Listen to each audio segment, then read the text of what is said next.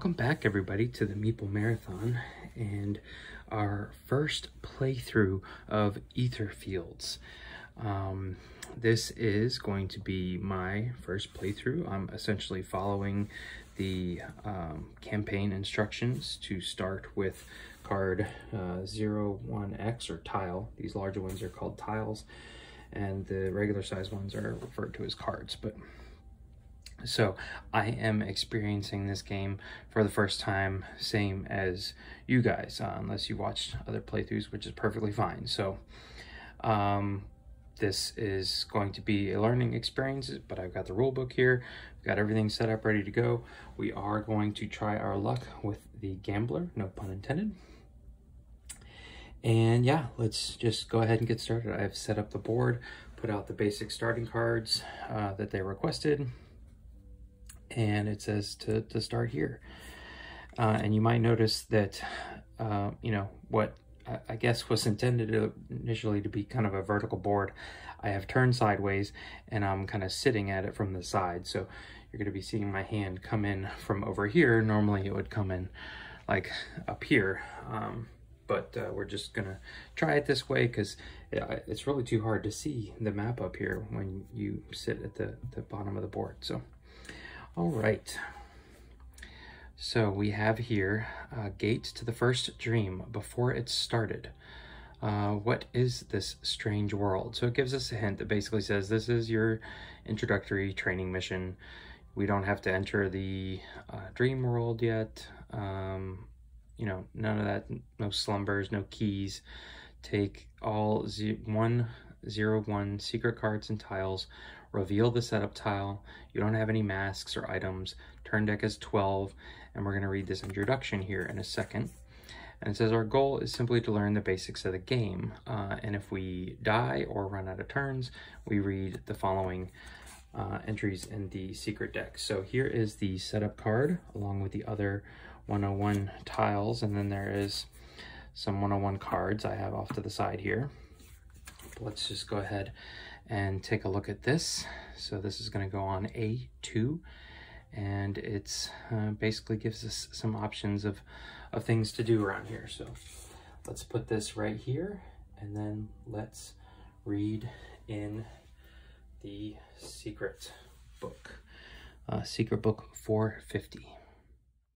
Abyss, a dark, cold rift. We crawl out from it. We're not sure. We don't remember. Where are we? We knew that a moment ago. Now all is gone. Our mission is to go? Where? Maybe here, wherever we are? And more importantly, who are we? Something went wrong. Or rather, terrible. The memory disappears like smoke blown away by a gale, like a vision of a dream, just after waking up. We have equipment with us, but for what? Everything works differently here, breaks down, turns into scraps at a moment's notice. If we lose sight of something for a while, it changes immediately. We hear birds. We smell the wet earth, like after the rain. Petrichor. You recall the curious name of this scent. We remember we wandered through a maze of forest paths, but we're still in the woods, probably for a very long time. Dirty, torn clothes, sore muscles, hunger, and fear. Something wanted to catch us. We barely escaped, and we have to get to some gate. Fog rises from the steaming earth. Golden rays of the setting sun shine behind the trees. It's getting cold. Finally, we reach a lay in front of a rock wall with massive gates. The gates are closed. There are 3 locks, each with a symbol identical to the pedestals next to it: a leaf, a wave, and a padlock. A small tree grows on the first pedestal. A large padlock is attached to the second one. On the third is a stone ewer from which water flows. It seems too simple, but well, maybe some things might actually be simple. Maybe the beginnings are always the simplest. Let's practice the basics then. Okay, this is the start of a dream. Place your dreamers in the blue spaces. There are 2 spaces, so you may choose freely. So I'm assuming that means here or here. Let's start up here where, well, I don't know. Let's start up here. There won't be much going on for now, and the turn cards will be used only to count turns, which always start with a draw step. There isn't anything in this dream that uses movement or performs morphings, basic special effects. The dreamscape phase will be empty. Let's look around. You see 3 pedestals. On each one, you will practice different actions. The green one is a simple action with a cost of 6... what's the green stuff called?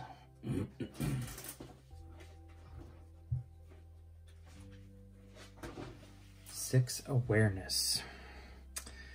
The yellow is an action for 3 cunning, but you have to pay it as many times as the number of dreamers. And the red is an assault action with a cost of 6 wrath. The assault action might be performed in assault range. The base range is 1, which means an adjacent space. Additionally, the actions on the yellow and red pedestals have a slash icon, which means that they are one use only when performed. Place a slash token on them to mark that they are no longer available. Okay, look again at the action in the lower left corner of the A2 tile. Gain 1 sparkling gem for 1 awareness. There aren't any limits to how many times you may perform it. Treat yourself to all these gems. Discard a card with 1 or more intent,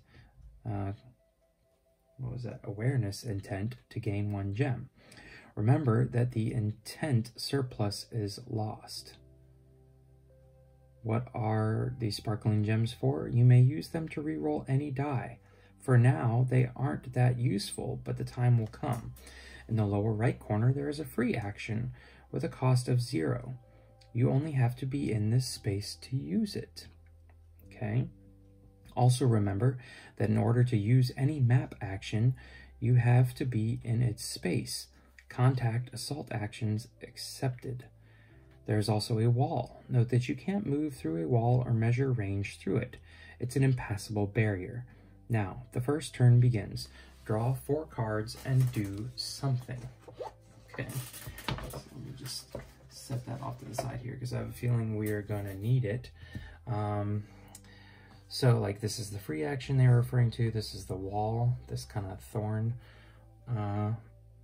bush-looking thing. So, I either have to go up or down and over. I cannot go over and then down. So, let's go ahead and just take a look at our first 4 cards here and see what we want to do. All right, so I've got a shining, which is, it's going to take me a while. 1 cunning. If you're in a entity space, gain 1. Okay, so that's a, okay. All right, then we've got inner light. Okay, place 1, I guess that's like a sunlight token. In any space, it is active until the end of this turn, or seal this card to discard 1 morphling. And it's worth 2 awareness. Then we've got hesitation here, which says 1 cunning or 1 awareness, or no, 1 wrath. Seal this card to gain 3, 3, and 3. So we'll probably need that to do something like this down here. And then hurry, hurry. Seal this card and discard any active item to restore 1 chosen item. Chosen is underlined.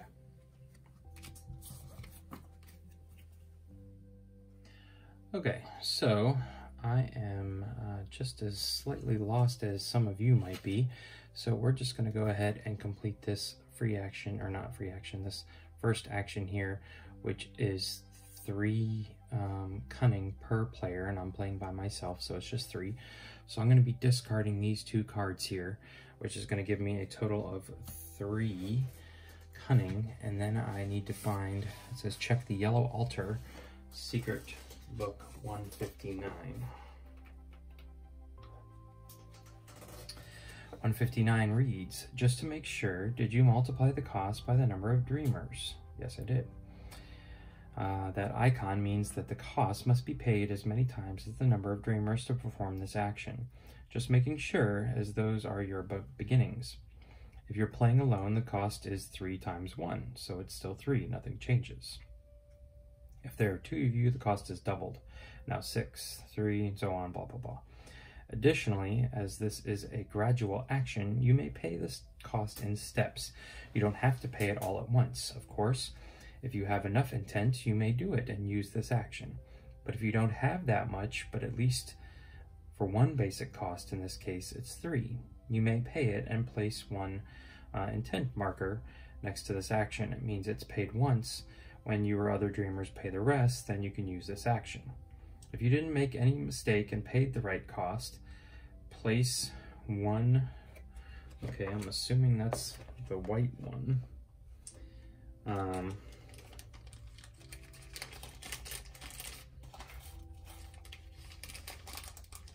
Or is that the clear one? Is that a clear marker? Yeah, I think that's the symbol for the clear marker. All right, so I'm going to be placing one of these gems here on the Dream Gate tile. Okay.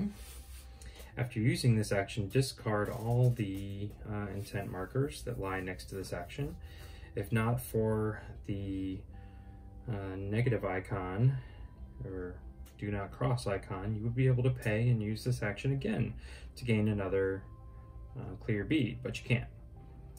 The do not pass icon before the cost means that you have to mark it with a token. Okay, let me see what I do with all those tokens. They're back in the box here.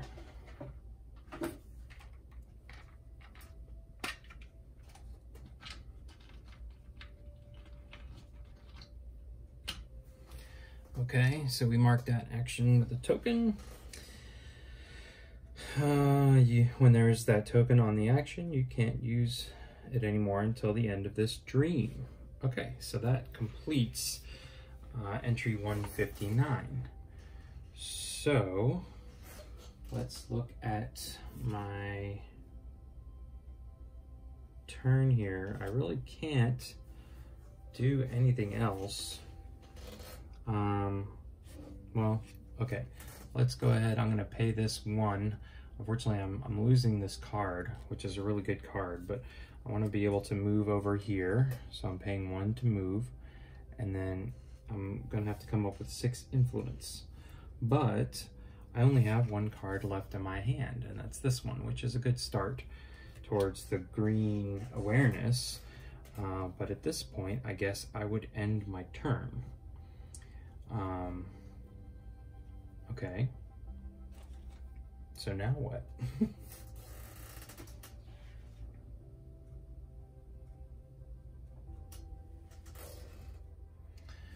Okay, so I believe at this point I simply would turn over my turn order deck.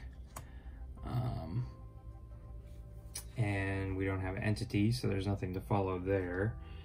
And yeah, we draw back up to, I only have 1 card, so the total I can draw is 4. 1, 2, 3, 4. So if you take yourself all the way down to 1 card remaining, your hand size is going to be 5 the next turn, or at least you draw up to 5. But if it's anything more, you draw up to 6. So 2 or more, you draw up to 6. Okay, so we've got, this is what we drew essentially, just kind of a jack of all trades card. One with shadows here. Another hurry card. And optimization. So, let's see. Here's my first progress card. So I could place this card for 6 awareness and take a damage. Discard this card when resolving the delta phase to choose 2 options instead of 1. Okay, so I don't think that's of any use to me, so I'm just going to be discarding this one for 2. Unfortunately, I don't have what it takes to get there.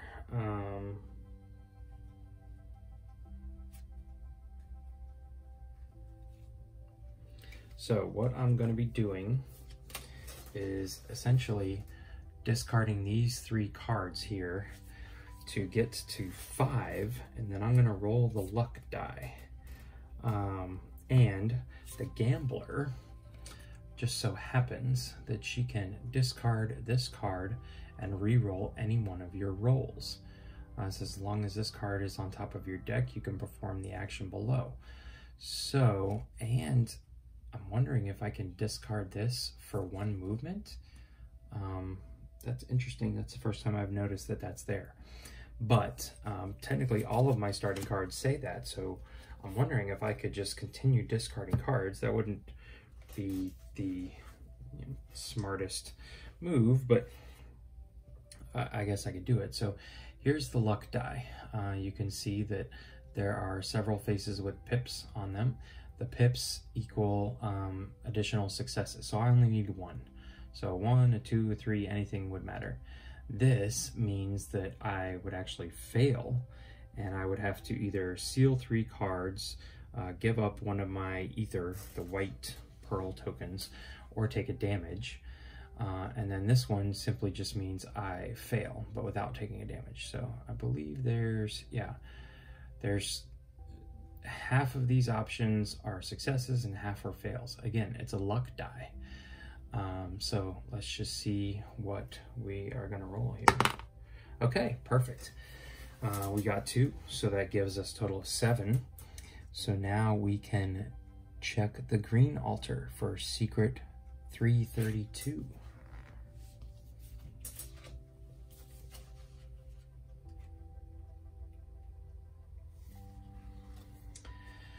You may try to gain 1 clear token here. It's required to open the gate, and you'll learn how to use the luck die and how to influence its results. Okay, well, so let's begin. Roll the luck die. All right, do I roll it again? I guess. All right, I got the 3. Okay, so let's see. Basically, if I rolled the X or the dash, nothing. Does it mean that you paid for the action but you didn't gain anything? Unfortunately, that's how it is. But if you have any blue crystals, you may discard one of them to re-roll the die, and you may do it as many times as you want, and if you have that many, of course. If you don't have any, too bad. It's better to gain some blue crystals before coming back here to use check the green altar action and spend 6 again to use it. So remember, we can go down here and spend 1 green as much as we want to gain a whole bunch of blue crystals. So, all right, 1, 2, or 3, it works. Place 1 clear token on the dream gate tile and then block this action. See, there wasn't a block icon here, but sometimes it's hidden inside the action. Many additional effects may take effect inside the script.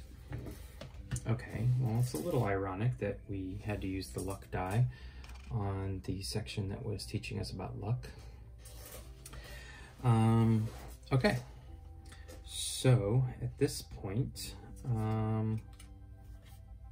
know, I basically have these 2 other cards, and so I've got 2 choices. Obviously, I'm going to discard this one because the other one at least gives me a red option, and I'm going to go 1, 2. You cannot move diagonally, and I cannot move south at this point because of this thorn wall here. Okay, so I am, again, out of cards, out of options here, so I will flip over another turn order card simply to just keep track of things and draw back up 4 more cards. Okay, so let's see, I drew 2 more of these kind of wild cards, and then I have this Bloviator card here, which has got a lot of stuff going on at the bottom. Contact action only. Increase the range of this action to 3 and roll the luck die. Okay, so if I roll the X, it's bad, but everything else, it's... Okay, but this symbol here means that I would want to have parked or yeah, I guess parked is a good word, progress cards of the green color. I guess this one is considered green already, because without it, I'm not gaining any benefit. So, oh, 2 plus the number of parked cards I have. So I guess at least if I have blocked this one, no, because this isn't a progress card. It should say progress at the top. Okay, for example, whoops, this card is a progress card. It says place this card for 4 wrath. It shoots occasionally, increases action range to 2, and roll the luck die. Okay, discard this card, gain 2, gain 4, gain 6. Okay, all right, so let's think about what we want to do here. I should probably pick up a reroll token. So I'm going to spend this to simply gain a blue crystal. Looks like this. So I guess I'll just put that on my player board for now. And at this point, I have a pretty good start. I have 5 wrath, and I need to get to 6. So what I'm thinking is that, let me just peek at some of these other cards here.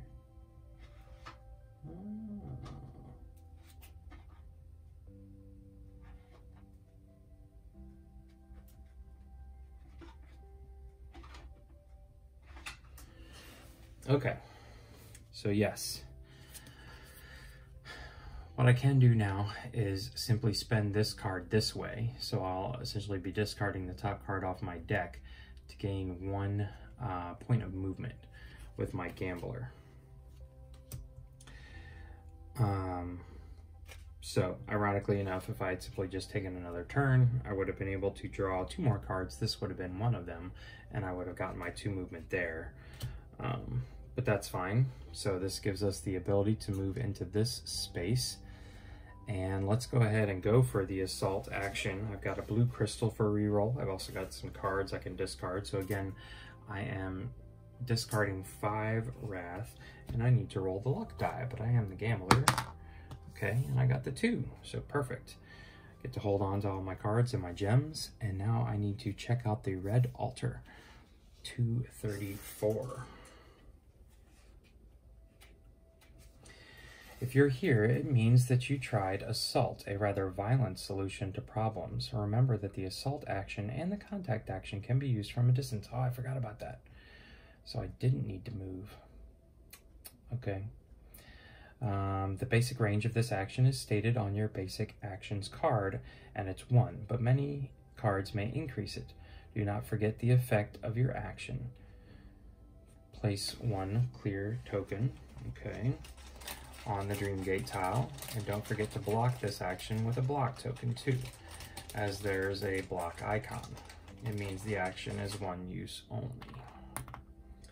Okay. Do I really need to block the action? I don't think I'm going to be coming back through here, but all right, there we go. And that's the end of that entry. So let's go ahead and as a free action, we'll try and open the door with 823. Check how many clear tokens are on the Dreamgate tile. If there are 3 of them, there's exactly 3, discard them, reveal the tile Z, and resolve 173. So I have tiles S through Z, essentially. There actually is no U, but I'm thinking that's because V and U are probably very similar looking. And then I need to resolve 173. If not, the door won't budge, but we are going to get it to budge. So here is tile Z.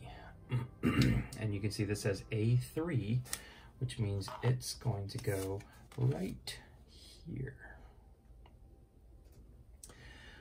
Okay, and now we have open doors. So the only way we can enter this area, I guess we could backtrack.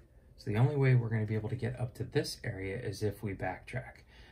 Or we can go through the open door. So let's see what 173 has to say.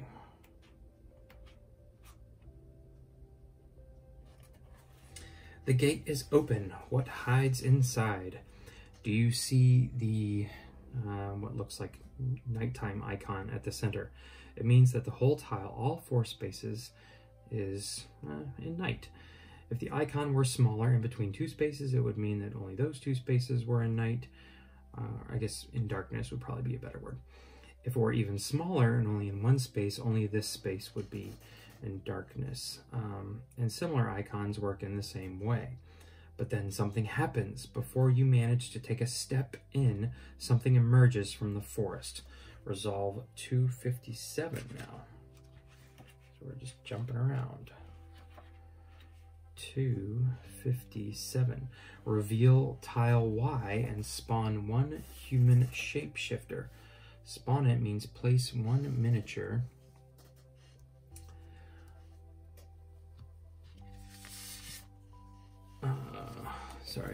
Place 1 miniature in the space similar to this. There is only 1 space in the current dreamscape, so this is easy. There is no flavor text this time.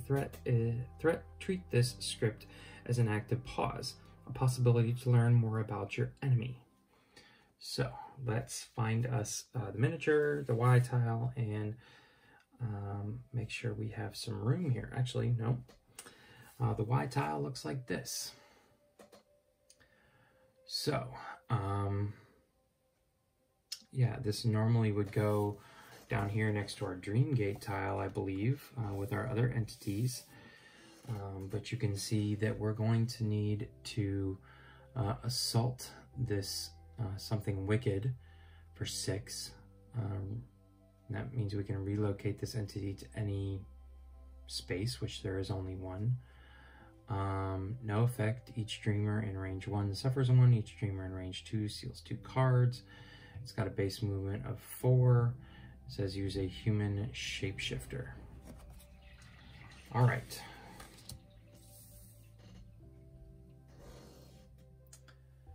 Okay, so just for the sake of this introductory video here, I've placed this card here. Normally it would be lower on the board, but I want you guys to be able to keep it in view as I read through this text here. So, tile Y is an entity tile. Place it on the entity slot. We're not doing that at the moment. Something wicked has a movement value of 4. It's important when you resolve the movement step. A yellow die icon on the current turn card,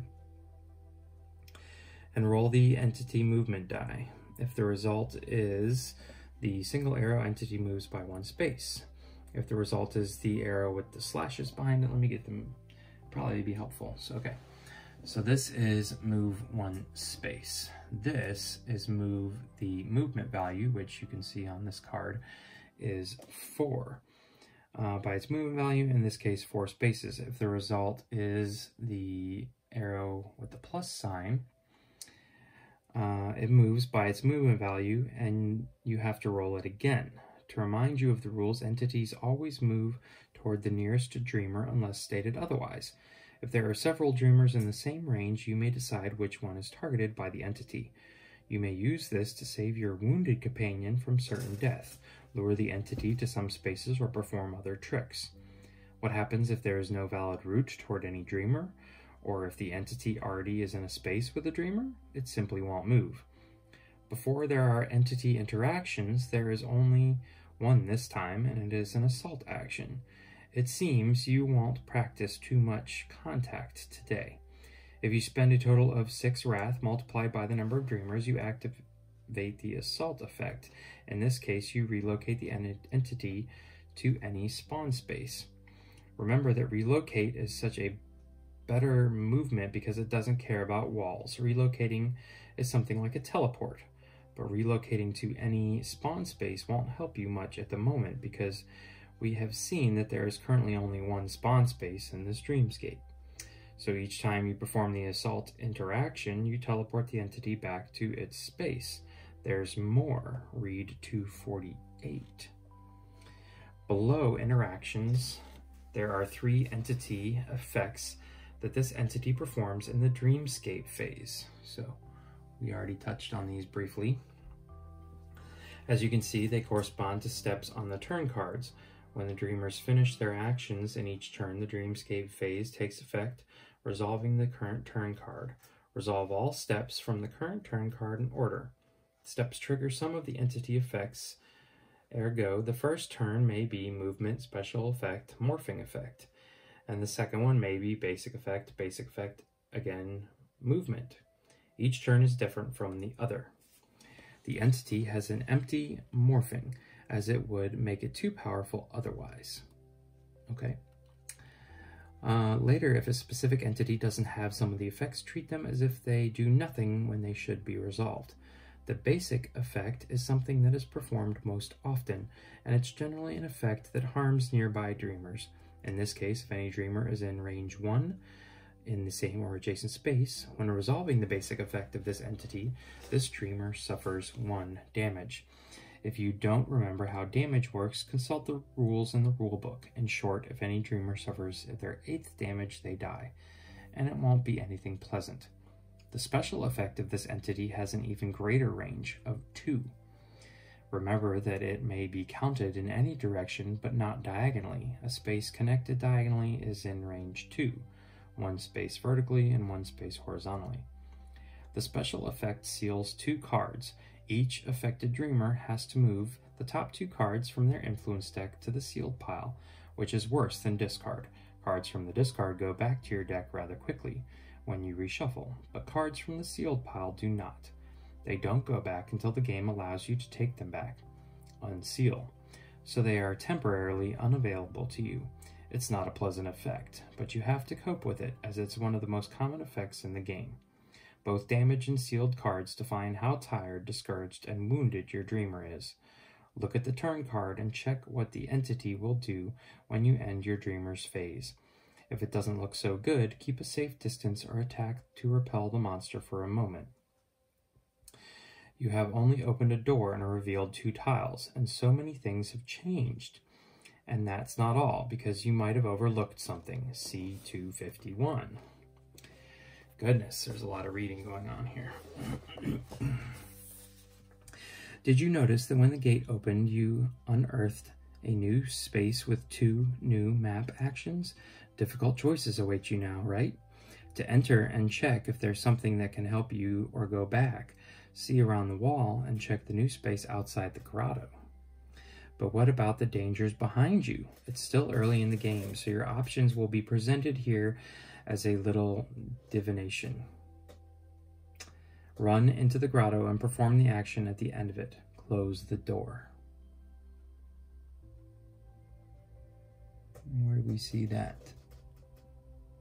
Open or close the door. Okay, so up here. Okay. Run into the grotto and perform the action at the end of it. Close the door. It looks quite sturdy and should save you from the beast. But you won't. But will you make it? The action is really expensive. 10 green. That's not right. Designers have to be mad, right? If you had 2 to 3 turns, you would manage to do it. But the creature would also be inside. Shutting yourself with it isn't the brightest idea. Oh. No, this is what he's talking about. This one is 10 green. Okay. There's 2 closed doors actions. Let's see. Designers have to be mad, right? If you had 2 to 3 turns, you would manage to do it, blah, blah, blah. There's a similar action on the outside, and it's cheap. Only 1 green is almost nothing. But if you close the door from the outside, how would you get inside? Maybe through this nearby secret tunnel. The situation is exaggerated and stupid and obvious. You might think, maybe you're right, but don't you think the first dream shouldn't be too complicated? Maybe there are other options. But what do you want? The door won't close by itself. Okay, so again, that was quite a lot. Just so you guys know what we're up against here, this is the next turn order card, or the one face up, and so I believe this is the one we would do. It would do the morphing effect, which is no effect, but then it would do the special effect, which is range 2, and then it's going to roll its movement die. So really though, I'm kind of in a bad spot because I used up all of my cards, and I am stuck right here for the time being. without any cards to play. So I am going to have to, hold on. Okay, I discard the current turn card after I've done the entity and event, but I will, okay, nope, the draw step is next. So I'm basically just sitting out here in the breeze, and it's going to, like we said, it's going to do its morphing effect, which is nothing, then its special effect, and then it's going to roll the movement die and discard this turn card. Okay, so we know that its special effect is each dreamer in range 2 seals 2 cards. So I have to give up the top 2 cards. I'm not going to look at them. We'll just put them over there. And then it's going to roll this movement die, which is 1. And so it's going to move into our space. As far as I know, it doesn't really do anything once it's in there. All right, so now that that's over with, we will turn over the next turn order card.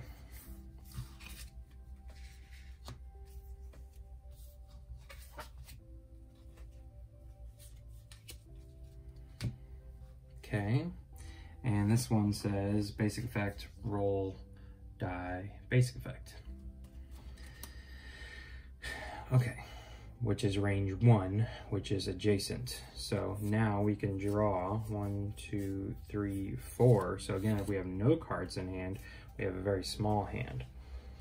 All right, so I drew Slap, another one of these kind of jack of all trades cards, a Stroke of Luck, which is a progress card, and then Hesitation. So seal this card to gain 3, 3, or 3. Now I may, that's what I may do. And then enter the secret tunnel. Okay. 1, 2, 3, 4. It's gonna take me 4 movement, then 1 to close the door, and 1 to use the tunnel. So this is what we will do.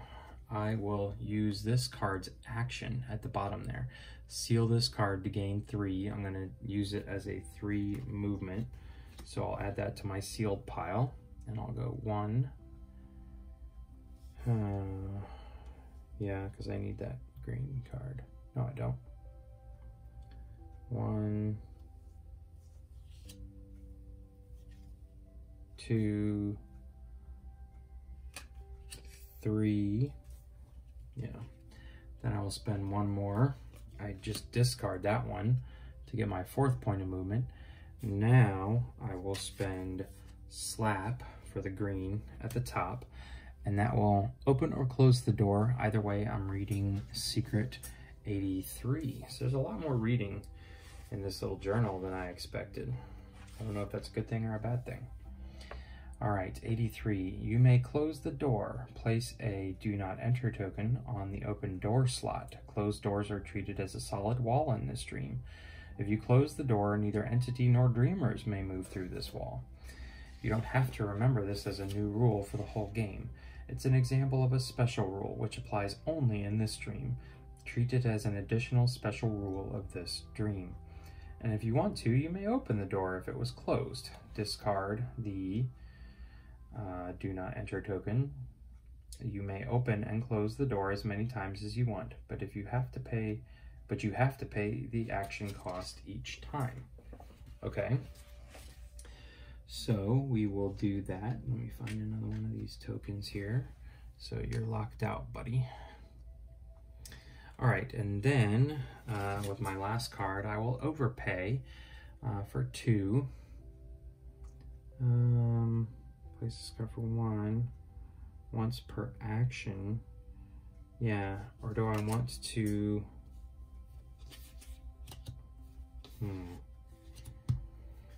Okay, what I think I'm actually going to do is discard the top card of my deck for the one that I need. And so now I'm going to enter the secret tunnel, secret 179. Well, this secret tunnel seems to be a secret tunnel. It appears it wasn't so secret after all. You may relocate your dreamer to any space of the A3 tile. Relocate isn't a standard move, but something similar to teleportation. Go on, ignore walls and place your dreamer in any space of the interior. Okay, so let's think about this briefly. This one just has this really expensive action of opening and closing the door. This one has what says some leverage for 2, which I still have 2 in front of me. And this one is, if there is no entity in range 1, you may. 2 per person. Ooh. Okay. All right, so I don't believe that this would count as an entity in range 1, but let's just park ourselves. Actually, let's park ourselves right here, and let's go ahead and gain some leverage. So again, I'm going to discard this card, which I saved, and we will read entry 30 in the Secret Scripts book. We pull the lever. A crash can be heard from the outside. Reveal card C. Now this is card C, a trap. If you have done it before and the trap is already revealed, read the section from if the trap card is revealed. You're looking at an overlay card. It acts as a missing, additional, or a changed piece of the dreamscape. You have to place this card on the dreamscape immediately. How? Look closely and match it with the grid and the code. It's written on the overlay card in the dreamscape, ergo A1, B2, etc. Remember to match it precisely, even if this means placing it askew at a strange angle. Place all miniatures and tokens which would be otherwise covered by the overlay card on top of it. Done. It should fit quite right. The card may look strange at first, but it really has to be placed at this angle. What has changed? There's a new wall that closes 2 spaces. Well, will it be useful for something? You'll discover it soon, probably. If the trap card is revealed, you may discard the trap card and return it to the secrets of this dream. As you see, you may use this action to open or close this trap. Okay. I'm a little confused. So let's find C, card C. All right, and it looks like this. You can see on the back side, 101C. And so when we flip it over, we rotate it sideways, and it's gonna sit in the middle of the A2 card. So there's all these tokens here in the way. Let's just get rid of those, and it's gonna sit right like that. Fancy, fancy. Okay, lined up just like that. There we go. That looks pretty good, right? Voila. This guy goes back here. Door is still closed. We can get rid of those tokens. I mean, I guess we should probably put these tokens back. I guess it did say that. Boom, boom, and boom. Okay. All right, so there's the card, just so you guys can see how it just kind of blends in really nicely. You can almost tell it's not there, but there's this trap word right there. Okay, let's see, trap revealed text. I don't know where that is.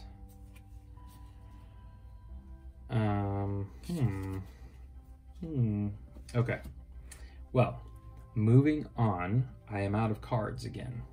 So I need to draw up to 4, and I only have 2 cards left in my my draw pile. So let me just remind myself here what happens when I draw. I have to reshuffle my deck. Reshuffle. Every time you reshuffle your influence deck during the draw step, you suffer 1 or seal 3 cards after reshuffling. Okay, well, I have yet to suffer a damage, so we'll go ahead and take a damage on our board. I will pick up my discard pile, I will shuffle, and then I should get 2 more cards. And we will figure out what we want to do here. And I don't know if you guys can see this, but this right here in front of me is a box, an Etherfields box, which is really cool. So it's like there's a copy of the game sitting on this table in front of me as we're all shrouded in darkness. Okay, so 2 more cards. I got my Stroke of Luck right back. I got this one back, which is nice. The 2 cards that were brand new, one was this effort card. So again, I could spend 1, I could take 1 damage down here to gain 3 wrath, or just use it for its resources on top. And then we have Thoughtful Moment. Seal this card to block any 1 step on the current turn card, which is interesting. All right. Okay, so I guess we need to move over and yeah, I really don't want to use that one. I'm not ready for that one yet. And I need 2 per person. So I'm going to spend this card to move 1. And then I'm going to spend this card for the 2 in order to complete this action. Is this some kind of game? 326. Okay.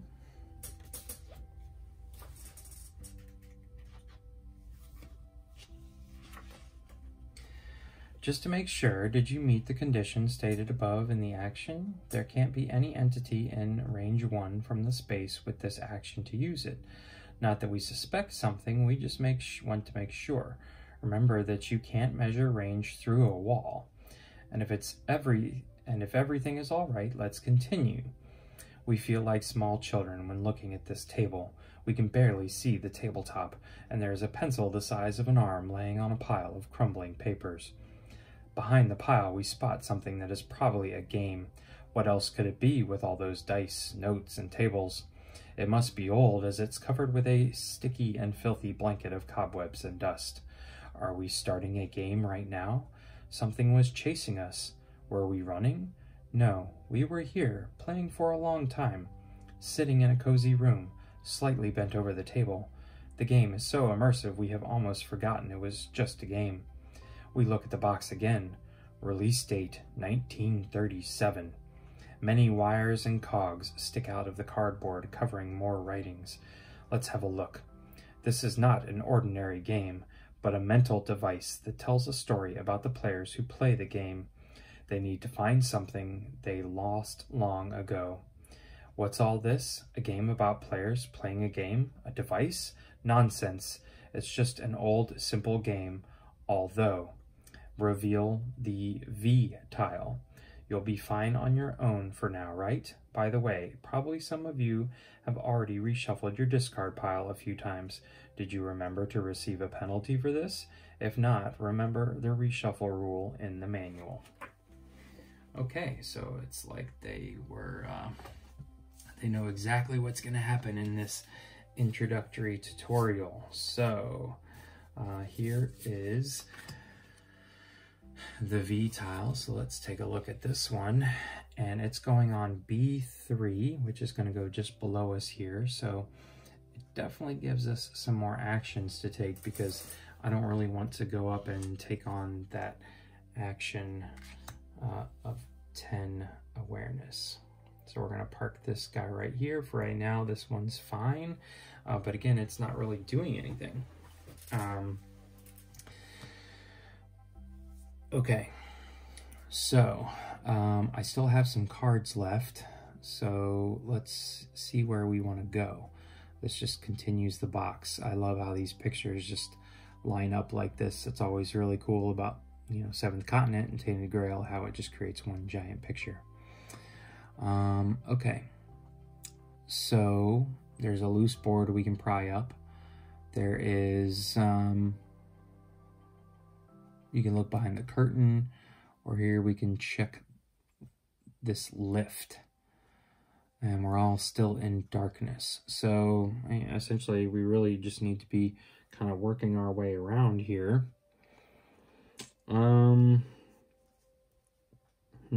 Place this card for 4 or 2. Okay. I feel like I'm losing some of my cards here, but that's fine. All right, so I'm going to overspend here 2 to move 1 down into here. And then, no, let's actually use the full 2 and move all the way down here. And I'm going to use the bottom action on this. I'm going to seal this card for 3 awareness. And that's going to allow us to reveal card A. So here is card A. This is not a tile. Do you know where you are? Resolve 313. Next time you check the lift, add +10 to the script number. Okay. So I don't really know where this card is supposed to go on the board, but let's get back to reading. Felt like it's been forever since I've been in this secret script book. 313. We find a door hidden behind a curtain. Its hinges woefully creak as we open it. We're now inside a dressing room, probably in a theater, as there are many costumes and masks. Wait, masks? Find all cards 241S. You can find them in the secret cards. In this huge, mysterious deck, which you shouldn't peek at without instructions to do so. Do you have them? Surely all of them? Count, please. There should be 14 of them.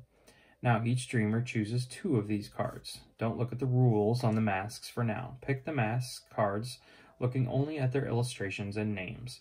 Then each dreamer should find the corresponding masks in the box.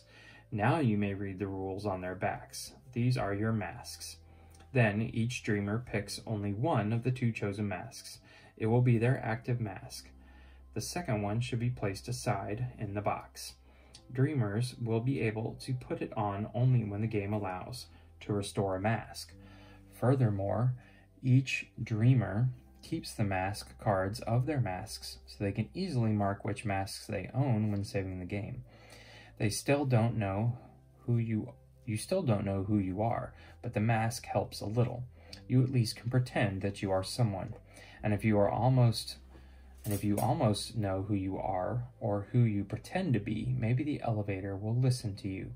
The next time you perform the check the lift action, add 10 to the number of the script. It will be a script 224 instead of 214. Huh, it's telling me. And so you don't forget, there's a reminder on a Do You Know Who You Are card. Okay, so that's pretty simple. Let's find all those mask cards. Okay, so remember I got to choose just based off of the pictures and the single words here. So I went for wisdom and luck. Luck, obviously, because I'm the gambler. May be redundant, but let's take a look at what these are. So here is the luck mask. And this one, it says, once per turn, re-roll any roll. Okay, that's pretty standard. And then wisdom here says your active progress cards limit is increased by 2. Okay, so I feel like this would be pretty good later on in the game because I have yet to park any progress cards. So I think we're just going to continue with our kind of gambler persona and get a luck mask. So again, both of these are going to go into my hero area here in front of my divider, and so I'll always know that I have that other one. Okay, where were we now? I need to finish out a turn, so we need to move on to this step, and none of this really matters because There is no active place for the entity to move because it can't get to me. I don't think it's gonna wander up here into the trap. And it has no, line of sight on me basically. So we'll just flip over the next turn card, which again, it's trapped out there, so it's not really doing us any harm. And I will draw 4 more cards. And let's see here, we got Shining Back, So Many Possibilities, Hurry Hurry, and It Shoots Occasionally. So I feel like I might be able to handle all of this if I just take the right steps. So we're gonna play this one for 1, move back up here. Then we're gonna play It Shoots Occasionally for 2. And we will pry up the loose board and read entry 181 back in our wonderful book here.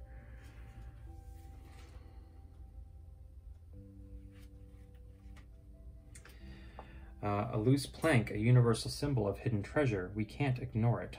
A moment of struggle, and we rip it off. Underneath, inside a small hole, rests an old chest. Its lid is ajar, letting out tendrils of mist. When it thins out, we notice some curious items inside. Take 5 starting item cards. You've just earned your first items. There are quite a few, but you'll need them, and if you don't remember how items work, check the rule book to refresh their rules. You have only 3 slots for active items. Use them to place the items you think will be the most useful in the upcoming situation. All dreamers may use active items whenever they want. Perform their actions, effects, or discard them to the storage to use them as intent to pay for something else. You have to place the 2 redundant items in storage. They are still yours, but currently unavailable, at least until you perform a restore item effect in some way. After you pick your active items, move on. There is no reason to stand over the empty chest. So if there's 5 cards, and 2 of them are redundant, they're basically telling me which 3 cards to use.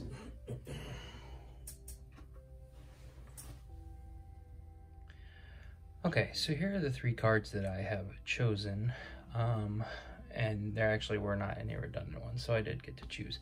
But this one over here will allow me to park a progress card for free, and then I discard this item.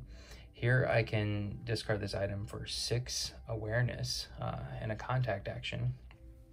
And then here, this last one is not only a 4 or a 4, but then I could move 6 spaces if I needed to. So a very versatile card. The 2 that I turned down, just so you guys can see, is I can seal 1 card to unflip all the cards or reshuffle your deck without penalty. I have not flipped any cards, and I don't really want to seal more. And this other one, Little Helpers, re-roll any die once per roll or discard this item to restore 1 item. So I thought about restoring that 1 item, but this whole re-rolling a die once per roll, I already have a lot of luck. So these are the items that, these 3 items are what we're going to be moving forward with. Okay, so getting back to where we were here, we've got a few more things, a few more actions to take. So I'm going to spend this one as a 2 movement. So I'll just go boom, boom, and then I'm at the lift. And so I'll spend this one as a 1 green, and we get to read entry 214, but if you recall, it's actually going to be a 224 because we're adding 10 to the script number.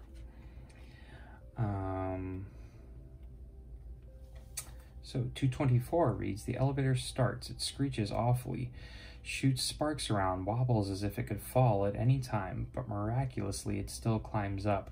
We observe the lights of the passing floors, and finally a sun ray shines through the slit in the door. It's the forest again. Trees sway with the wind, struggling to escape the swamp they are in. It is cold. The night is already fallen for good. The birds stopped singing. Somewhere far away in the hills behind the forest, we can see some lights and a glow. Maybe it's a city. We can smell the smoke, probably from the chimneys. Don't you feel someone leads you on a string? Someone or something? Reveal tile W. Relocate all dreamers to the blue spaces on relocate all dreamers to the blue spaces on the A1 tile. It seems that it's the farther part of the dark rift. What may you find inside? Reveal tile W. Relocate all dreamers to the space on A1. Okay, I thought this was A1, but it's not. This one's A2. Okay, this is making more sense now. You hope the creature doesn't wait for you there. It would be pretty bad, don't you think? Reveal card B. It's an overlay card. To place it correctly, read entry 16. So let's find tile W here.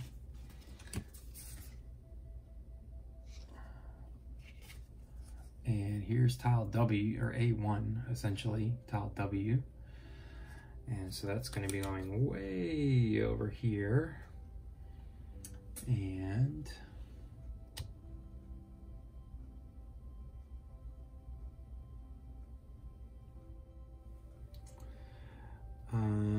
reveal card B, which looks like this. So this is going back over B3. If all dreamers are in range 1, you may 3 to enter the secret door. Okay, so hold on.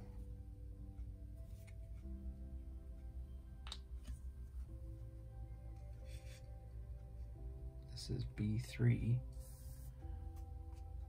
Okay, wait. I guess it did say to figure out how to place this tile, read 16, so maybe I should do that. I'm getting ahead of myself here. 16. You're looking at an overlay card. It acts as a missing, additional, or a changed piece of the dreamscape. You have to place this card on the dreamscape immediately. How? Look closely and match it with the grid and the code. It's written on the overlay card and the dreamscape, ergo A1, B2, etc. Remember to match it precisely, even if this means placing it askew at a strange angle. Place all miniatures and tokens, which would be otherwise covered by the overlay card, on top of it. Done right? Does it fit? The card may look strange at first, but it really has to be placed at this angle. What has changed? The door isn't open or closed anymore. It is destroyed. If there was a do not enter token on it, discard it. One of the actions disappeared, and there's a new one.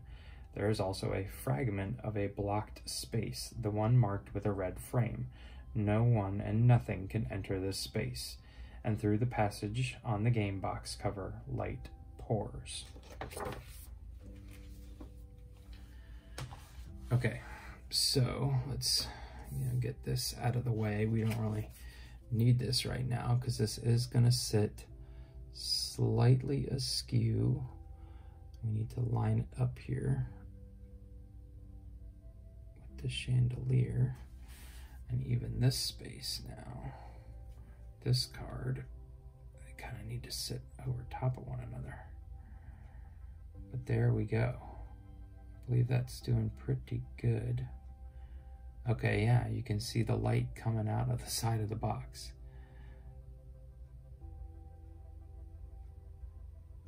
Okay.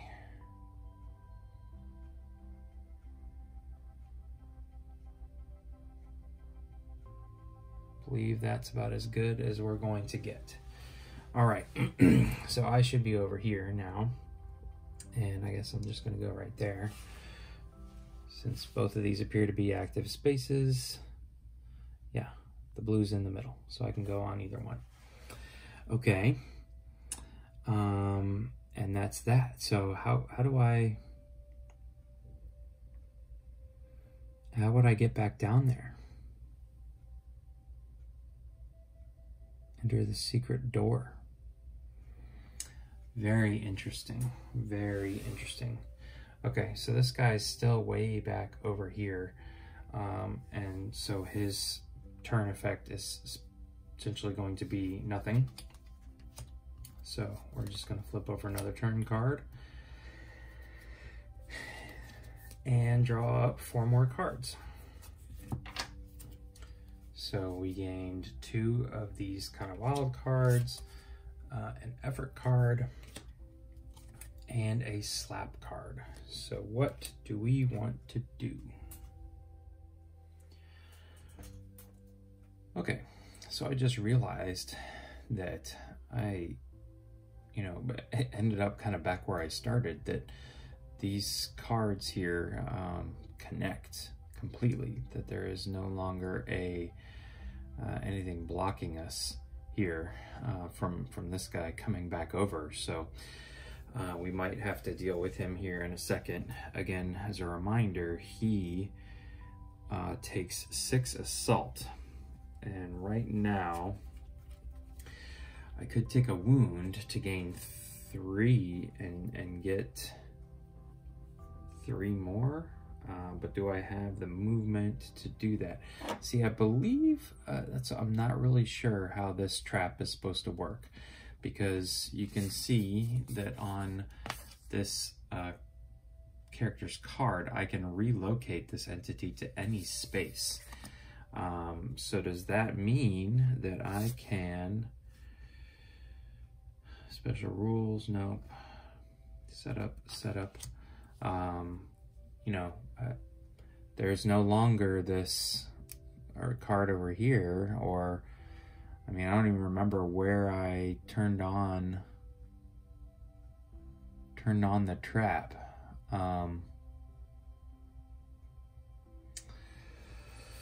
But obviously I can easily just pass through here now, get to this. This is quite expensive, 6 up here. So basically I have what it takes right now to take on this entity and place him up here in the trap.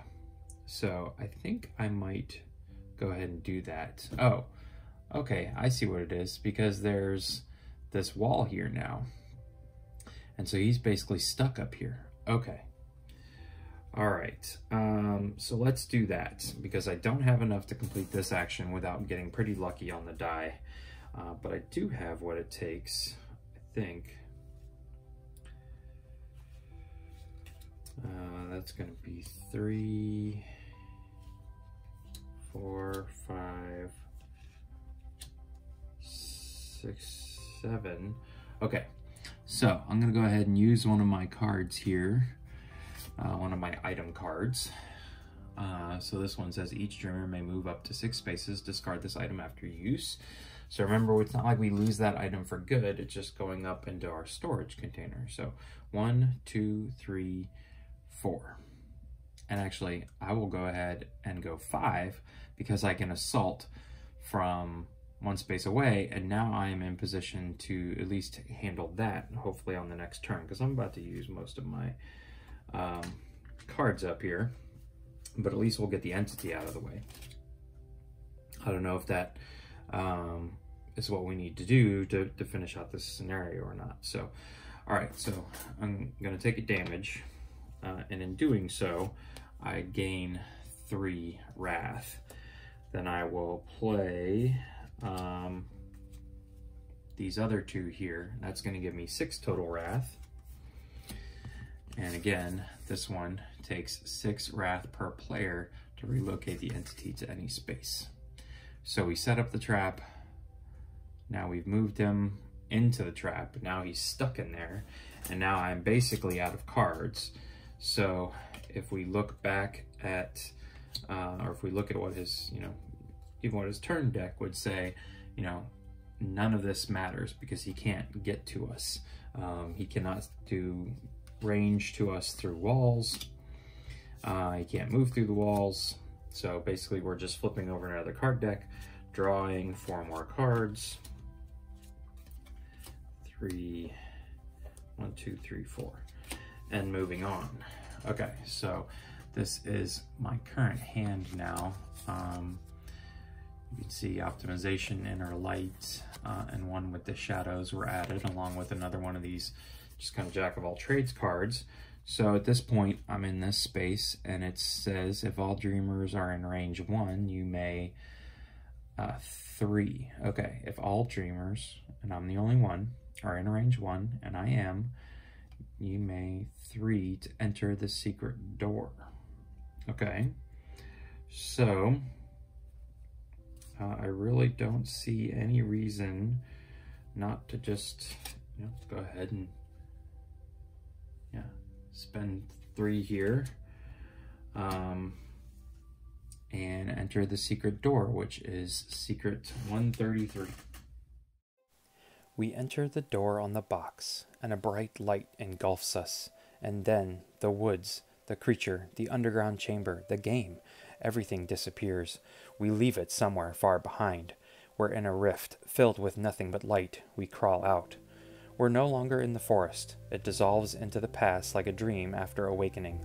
We're in a city now, but we can wake up inside a dream? If we're awake, we shouldn't be dreaming, but our surroundings. This city is unlike any we know. Houses scrape a sky full of bulky airships. The moon is too large or too close, and a huge mechanical construction connects it to the ground. Neon lamps buzz and sparkle, inviting us to step inside colorful shops.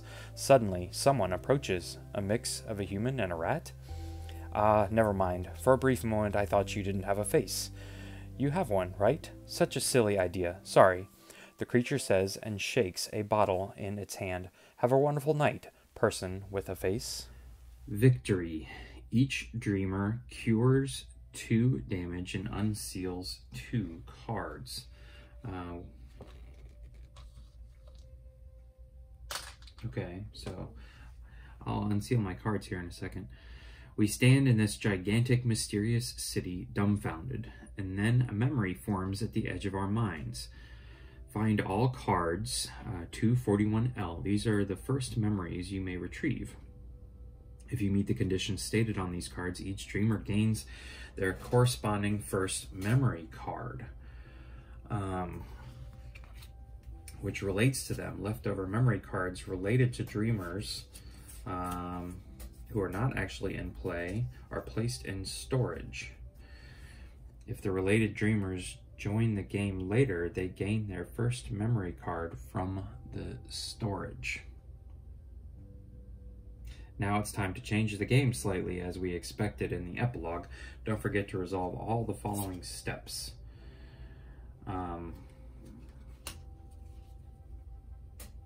There are many of them because in addition to rewarding you, they will add many basic elements to the game. So those are going to go up in storage for now.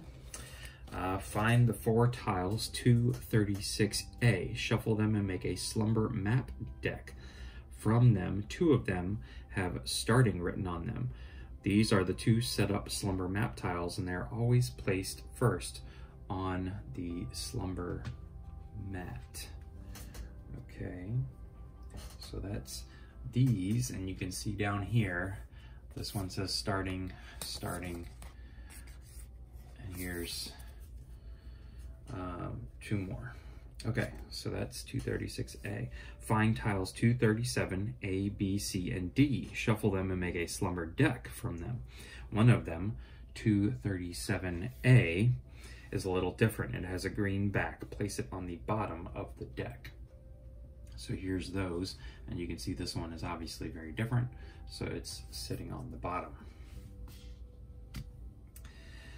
Where to start our search? Fragments of training break through the barrier of oblivion. We knew that we would be in this situation. We have to choose which path to take. We have 2 options: start an investigation, to find someone who can know what's going on, rather. Look inside yourself and maybe there you will find an answer. So we can go to the city or meditate, surrounded by nature. Gain dream tiles 239B, Not Alone in the Dark, and 239O.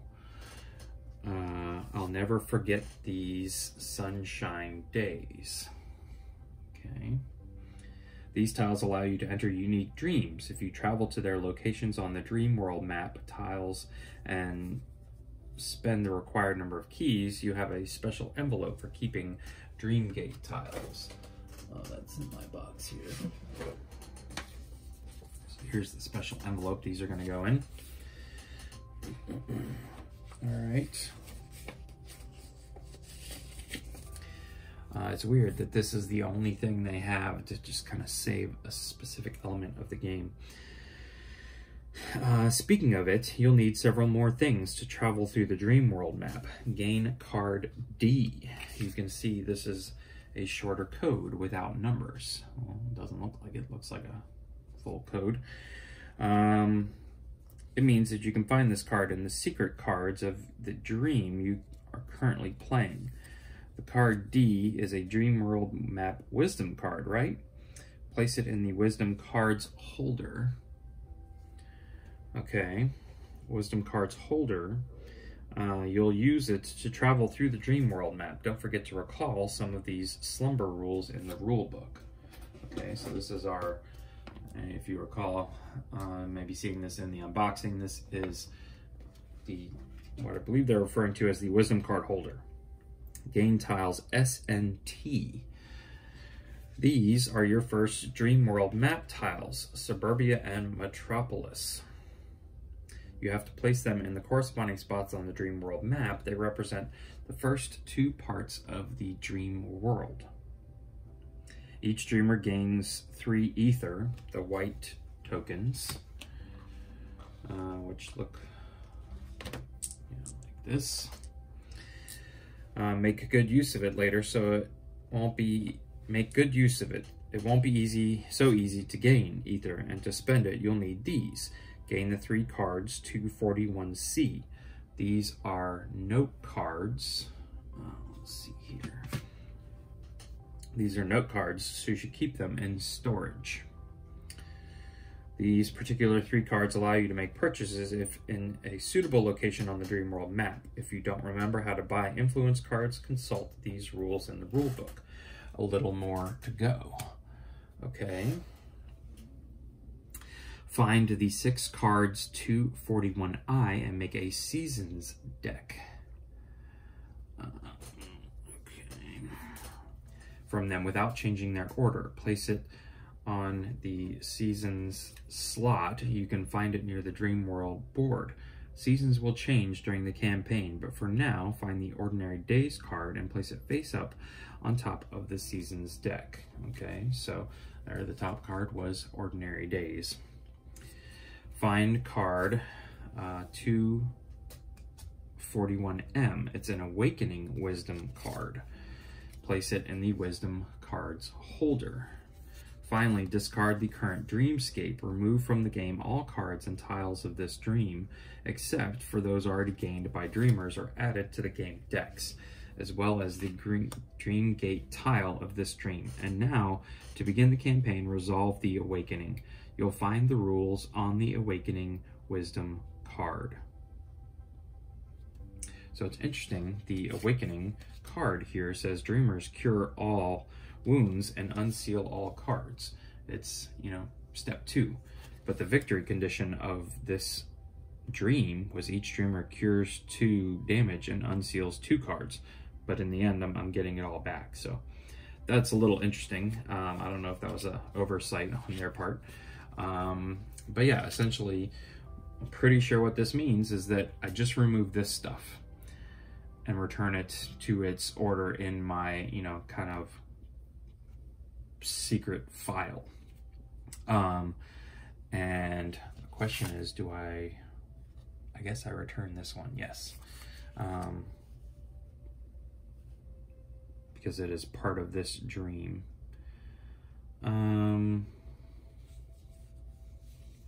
Okay, I might have to double check on that. But yeah, let's get rid of all of this stuff, and I will show you guys what the board looks like now that we have reached this state.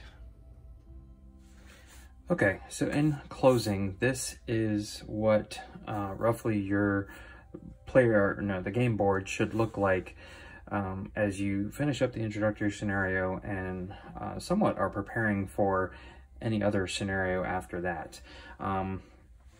So these two tiles that I've laid out right here are the starting slumber tiles. Again, you are always going to start with these two tiles already on the board. Then there are some additional slumber tiles, which are way up here in this space, and you can see that the pictures match. So, you know those are in the right slot, but those, and they said to shuffle them.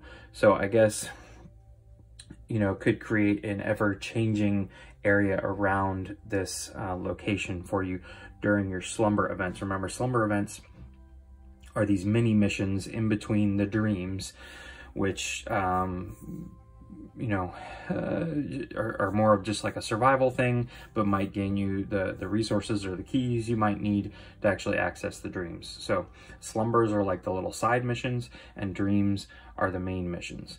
So these cards right here are mostly entity cards. And so these are what are driving what action is happening up here on your board during the slumber events. So this is your slumber deck that's been shuffled. However, the bottom one is always green, the green one, and you can see again the picture matches quite closely there. This space for now is empty. This is where the dream gate tiles go. So when you enter a dream, and remember, we stored the 2 dream gate tiles, so the 2 missions, the 2 main storyline missions that we've unlocked are in this folder, kind of to keep them secret. So when we move into a dream, this stuff would come off, the dream gate tile would go right here. It would instruct us of what to add here and what to keep off to the side. What else? So up here we have our note cards and our the items we're not using that are currently in storage. So that is what's up there. And here are 3 items that I randomly shuffled up the items and drew 3.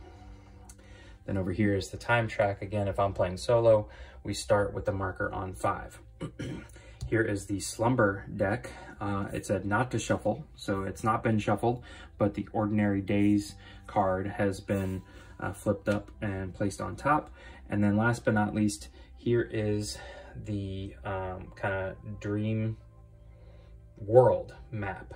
And these are the first 2 cards that we have released, and you can see, I believe there's probably just going to be 8 total creating this thing.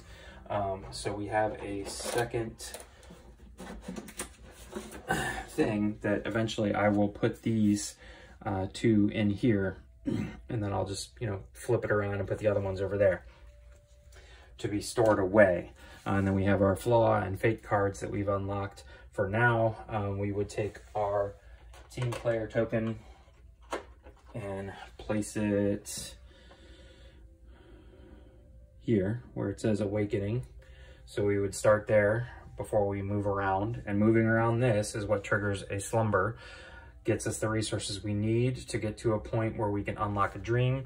Remember, on those dream gate tile cards, it says, well, if you're in Metropolis and you have X number of keys, then you can play this dream. So that's what you're doing on here. And last but not least is my wisdom cards. These are the 2 that I've unlocked. They go in this saver here, and this essentially is like an extra page to the rule book. So you'll add more here, and then you'll flip it over and you'll add more here, eventually having 18 total, which are just unlocking rules as the game goes along. So keep this with your rule book essentially. But there you have it. This is how the game board roughly should look as you're moving in and out of scenarios. Every time you come out of a dream or a slumber, you should set it up back like this. And then at whatever point you need to save the game, put it away, you would go through that awakening card and you can close everything back up. So hopefully this has been helpful. If you enjoyed this video, please consider giving it a thumbs up. And if you would like to be part of possibly some more Etherfields content in the future, please consider subscribing to the channel. I'm not sure whether I'm going to go through a full playthrough of this because it is there's so many secrets, there's you know, so much stuff that would be spoiler content. It just may not be something that people want to participate in, but I certainly will try and produce a overview of how to play video and a tips and tricks once I have acquired some tips and tricks. So those at least should be coming in the future. Once again, thanks for watching. Have a great day.